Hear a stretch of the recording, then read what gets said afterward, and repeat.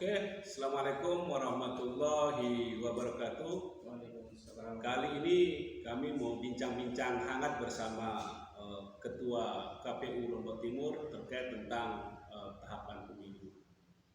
Jadi kali ini kami bersama Pak Ketua untuk bincang-bincang hangat untuk bagaimana kemudian memahami seputar tahapan-tahapan pemilu.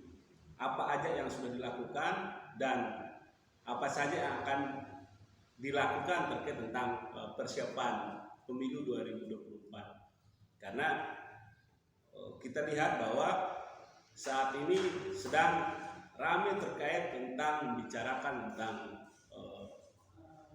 pencalonan, tahapan pencalonan. Sehingga penting kemudian dipahami oleh publik seperti apa sih persiapan-persiapan KPU saat ini. Oke, Pak Ketua, kita kenalkan Pak Ketua. Ya, saya Juwarno dari Juwarno Sang Putra Channel. Ketua, perkenalkan diri dulu. Terima kasih. Assalamualaikum warahmatullahi wabarakatuh. Alhamdulillah.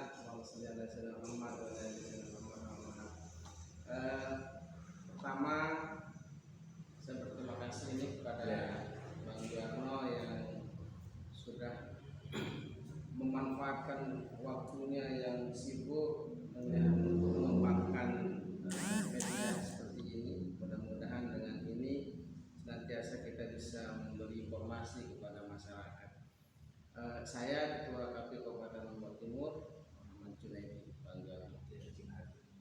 Oke, Pak Ketua.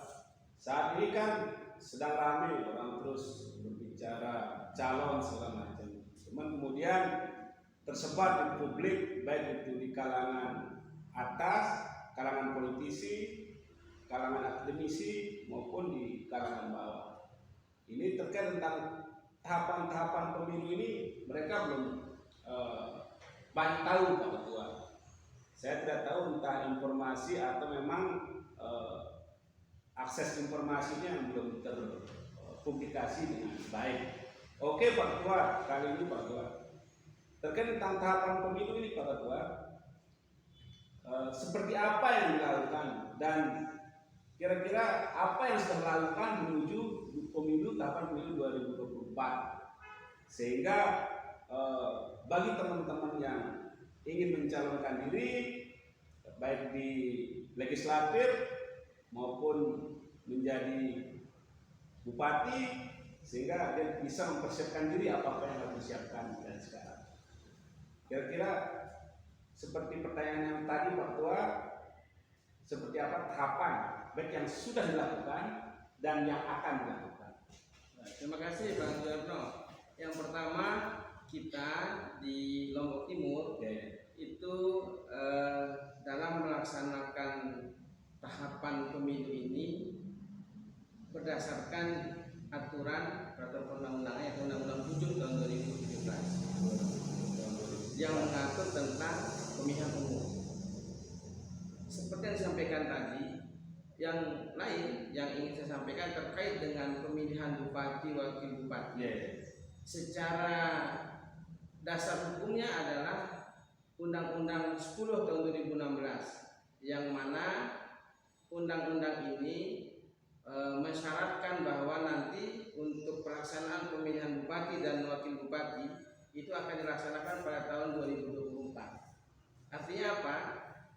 Tahapan pertama kita adalah pemilu yang akan dilaksanakan pada tanggal 14 Februari tahun 2024. Pemilu ini untuk memilih presiden, wakil presiden, calon anggota DPR RI, calon anggota DPD RI, kemudian calon anggota DPRD provinsi dan calon anggota DPRD kabupaten kota.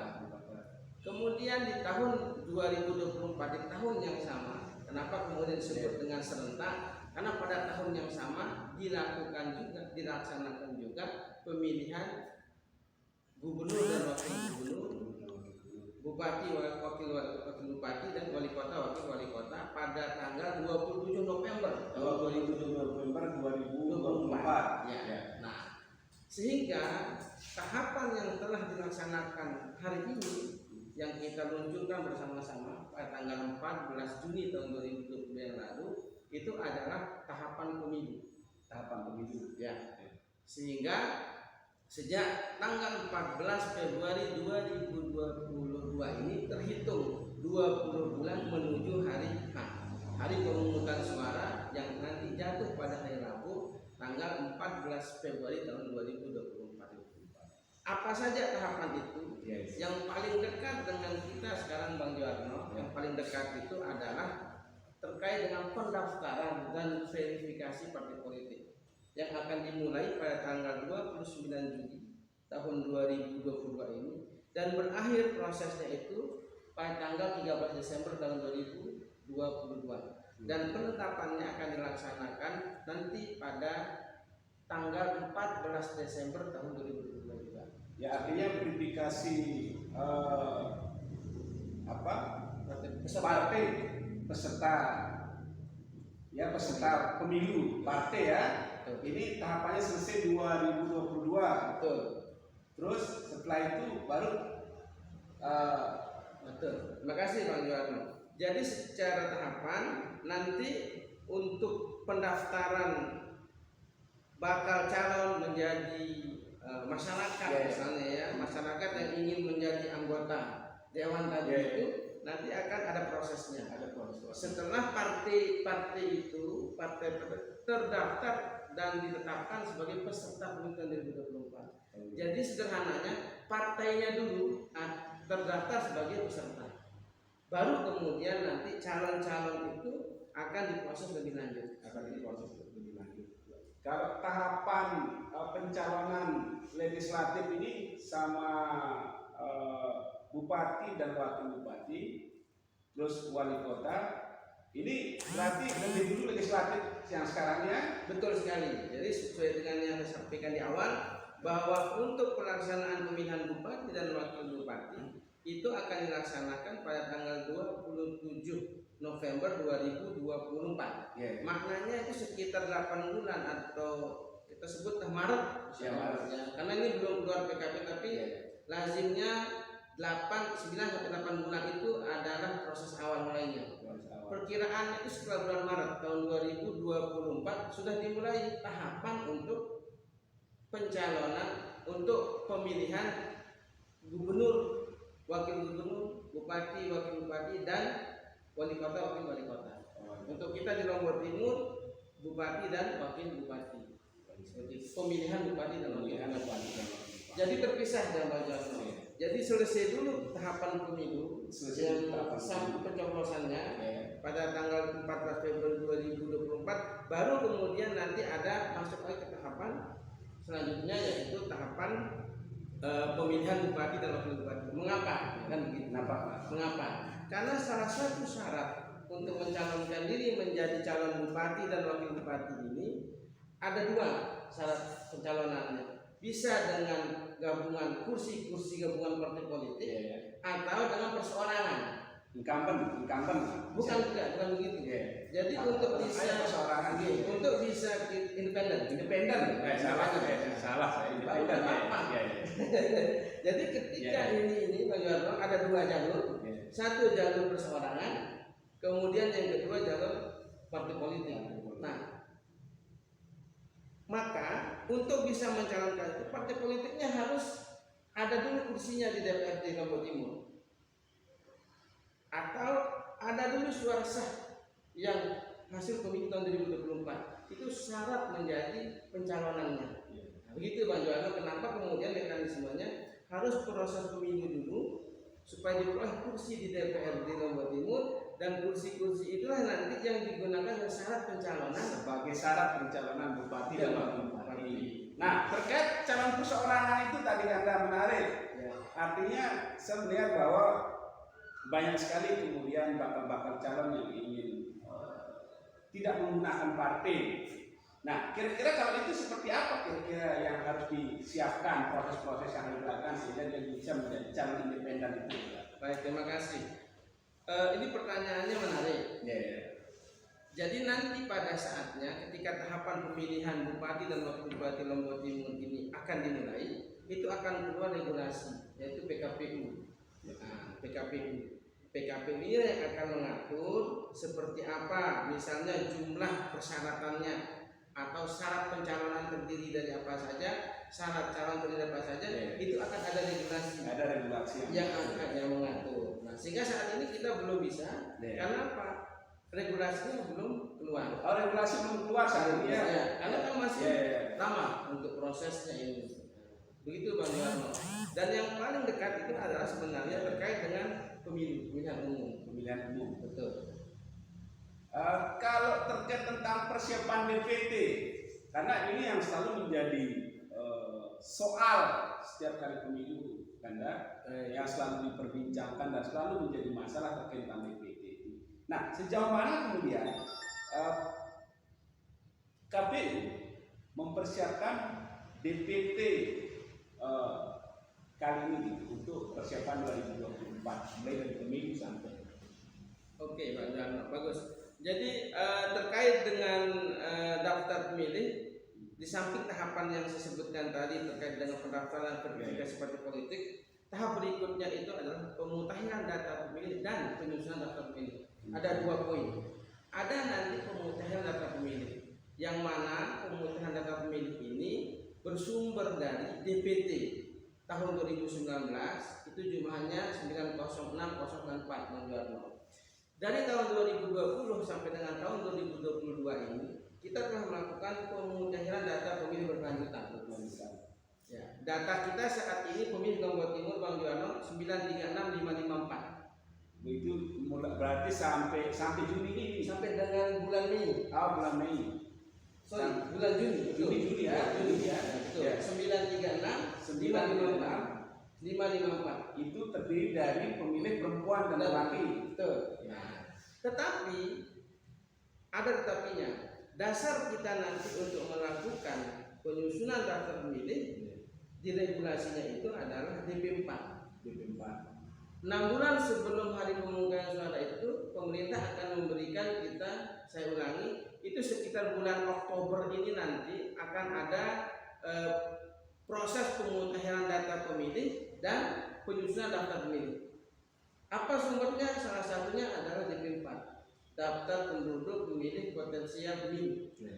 Ya, daftar penduduk pemilih potensial pemilu. Daftar penduduk potensial pemilih pemilu. Nah, seperti itu.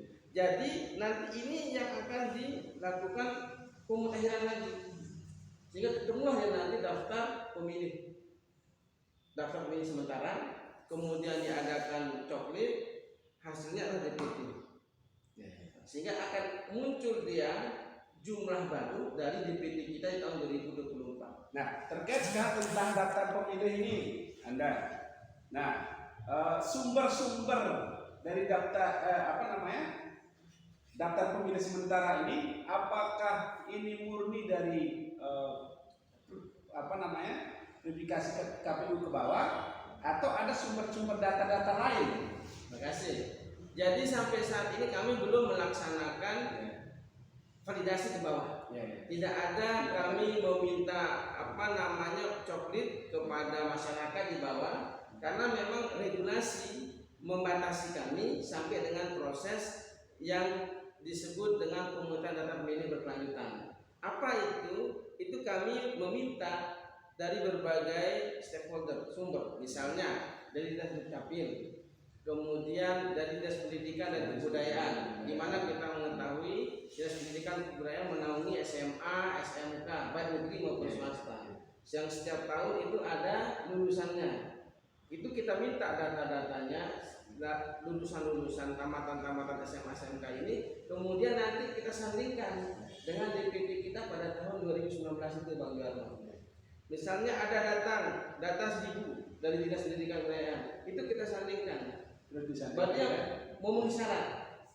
Misalnya satu pemilih telah berumur 17 tahun, genap 17 tahun, atau pernah sudah kawin. Begitu Bang Juwarno. Yang kedua, pensiunan TNI Polri. Itulah yang menjadi tambahan data kita. Pindah masuk, dulunya di luar Lombok Timur, pindah ke Lombok Timur, itu menjadi penambah dari pemilih kita. Nah, pemutahiran itu juga memungkinkan untuk dilakukan pencoretan.